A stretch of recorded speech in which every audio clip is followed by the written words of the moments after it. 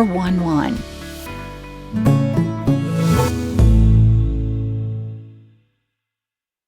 This weekend, some of the brightest, smartest, most entrepreneurial students in the country, college students that is, are gathered in Minneapolis, Minnesota for a very unique competition that has a lot of money behind it. Every year, St. Thomas University, for the last 9 years, has brought a competition of sorts from the Dean of the Schulze School of Entrepreneurship at St. Thomas University. I got my words crossed because Danielle Campo joins us this morning. She is the dean of that very prestigious school, and she is excited to be here along with Karina Patel, who is one of the contestants. She is a student at the University of Southern California, and wait until you hear about the invention that she's going to be presenting this weekend. So nice to see both of you this morning.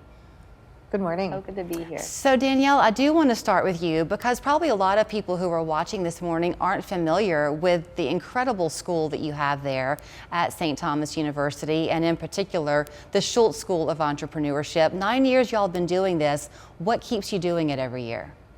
Indeed, it is an exciting opportunity for us to support student entrepreneurs across the entire nation.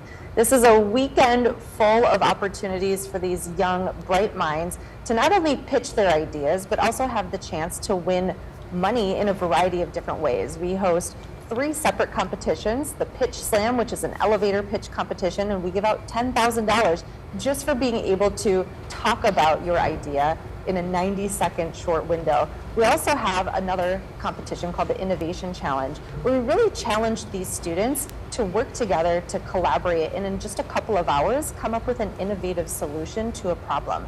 It's a surprise topic. They typically don't know what it is, and it's a lot of fun to see the ideas that they come up with and see how they tackle that challenge. And then, of course, we also offer the traditional pitch style competition where we get to hear the pitches from 25 of the brightest minds from universities across the nation. So this really is a transformative opportunity for these students to engage in the entrepreneurial mindset and collaborate, network, and take their ideas to the next level. So Karina, you're a perfect one for us to talk to this morning because here you are, this soon to be launching college senior, and you and your partner in this event have come up with something called the M-Patch that many women could say might change the whole world. Tell me about the M-Patch. Absolutely. So I'm sure women everywhere can empathize with the fact that we all get pretty brutal PMS symptoms during our times of the month. And at least for me, I don't want to just take over-the-counter medications because I've been raised in a household that values natural treatments, and I know that over-the-counter medications can have pretty harmful effects long-term. And more importantly, we feel like periods are just so stigmatized and people are kind of ashamed to talk about them when really it happens to half of us. So we should all be able to kind of celebrate it together. Right. And so that's why we've created M-Patch. It's an all-natural PMS patch that alleviates a variety of PMS symptoms. You can just kind of adhere it onto your stomach, and it reduces like cramps, fatigue, and mood swings for up to 12 hours. For up to 12 hours? Yes, that's the power of the natural ingredients we have in the patch. So I mentioned that you're a senior at USC. How long have y'all been working on the M-Patch, and when did the idea come your way? Sure, so I think the idea kind of started a little after sophomore year. I knew that I wanted to do something in the PMS space because I've been struggling with agonizing cramps for years, but my friend and I kind of decided to work on it and kind of hit the ground running in September. So we've been full speed since September, just talking to people, getting to know our customers, using resources at USC, meeting with medical advisors to discuss the formula and the science behind it. So that's kind of what we've been up to so far. You know, Danielle, do you and your work there at the Schulze School find yourself in conversation with people sometimes where you have to remind folks that really anybody could be an entrepreneur if you're willing to stick with it and believe in your idea? All the time. That is a consistent message that we have, and it all starts with the spark.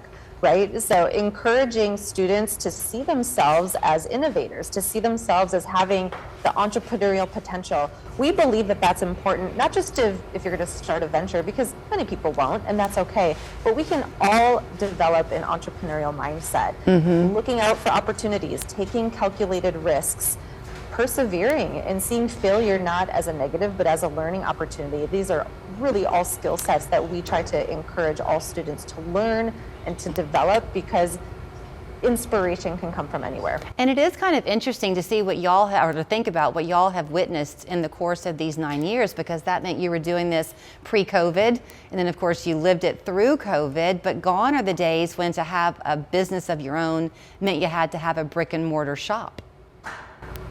Absolutely, and I would say we've seen that trend, especially in this competition, going towards technology companies. Even this year, the trend in AI and a lot of the integrations that we're seeing in this cutting edge technology into these ideas, it's there, and it's not surprising, but it's exciting to see. So Karina, of course you're excited about this weekend. I know you're hoping you're going to walk away with the prize money behind you, but what are you kind of looking to do after you graduate in May?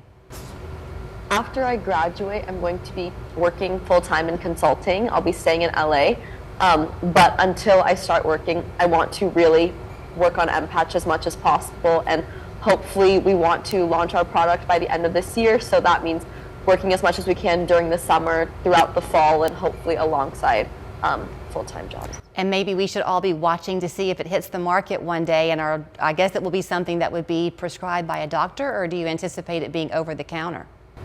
We anticipate it being over the counter. Ideally, you can buy from Target, Amazon, Ulta, just kind of where you buy natural remedies or even just like aesthetic products, because our patches are designed to be aesthetic. Well, what an exciting weekend the two of you have. So best of luck to you, Karina, and Danielle. Congratulations. Thanks for sharing some time with us this morning. Thank you.